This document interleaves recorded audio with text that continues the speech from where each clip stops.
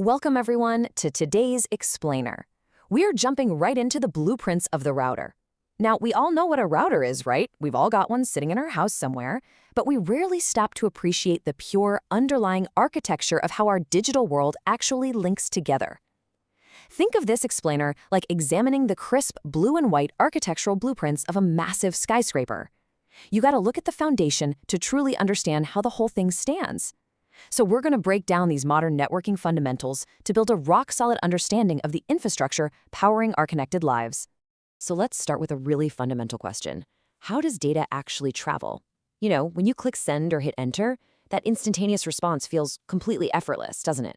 But behind the scenes, it is actually a highly organized system of pathways. It's a master blueprint executing literally millions of micro-decisions in the blink of an eye. To truly understand how data moves from the specific device you're holding right now to a server halfway across the globe, we absolutely need to look at this underlying digital architecture. All right, here's our game plan for today. We're going to cover 1. The networking blueprint. 2. Defining the router. 3. Bridging multiple networks. 4. How data travels. And finally, 5. The future of connection. Let's dive in.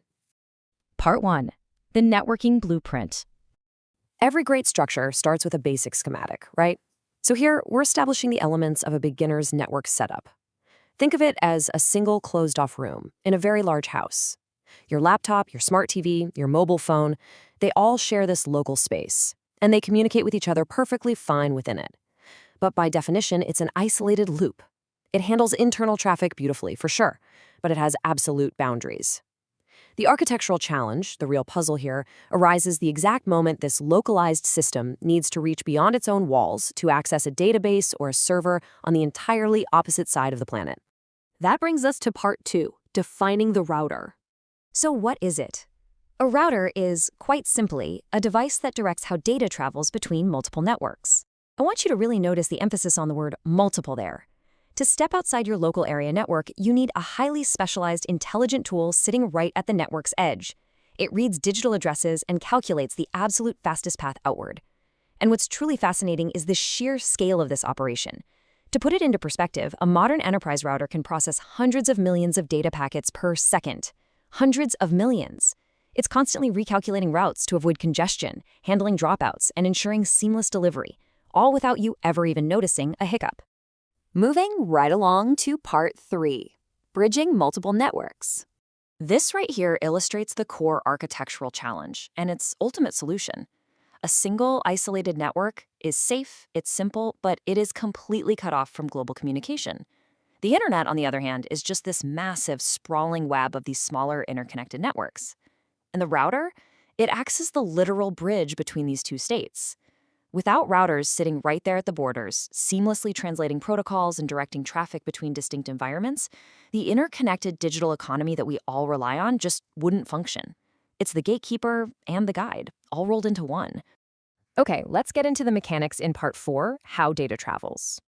Let's actually trace this journey in 3 critical steps. Step 1, data leaves the first network. Your device packages a request and sends it straight to the very edge of your isolated local network. Step 2, the router directs the data. By examining the final destination address, the router calculates the most efficient path through what is basically a constantly shifting web of external networks. And step 3, data arrives at multiple networks. Handed off from router to router in this incredibly complex chain of leaps, the data hits its specific destination network, and the response is routed right back along that exact same optimized path. Ultimately, the takeaway here is that the router is the absolute definitive guide for data traveling between multiple networks. And the cool part, whether you are setting up a tiny home office or managing sprawling enterprise servers across multiple continents, this architectural truth scales up perfectly. The foundational mechanics remain absolutely identical.